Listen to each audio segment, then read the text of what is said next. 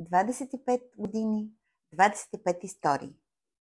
Това е от историите, които са с неочаквано добър край и се случи преди много време. Повече от 20 години. Но тя ни научи да станем по-добри в бизнеса. Как се получава готова поръчка?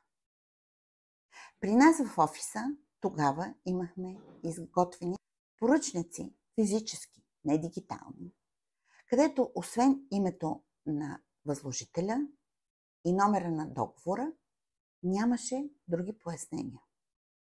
Както знаем, в България всички се доверяваме на близки, които могат да ни помогнат. Така в офиса пристига човек, който иска да вземе поръчката. Само че ние знаем, че в поръчките за преводи има предостатъчно лична информация, която не трябва да бъде споделяна.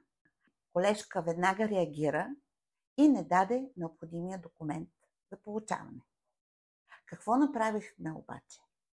От тук нататъка, веднага след името на възложителя, сме записали възможност да бъде взета поръчката от някой друг, но този, който е възложител, да даде категорично имената на получателя. Тъй като, както и в момента е много важно запазване на личната информация, преди 20 години ние заложихме на това да запазваме чувствителната информация. Тоест, сигурност.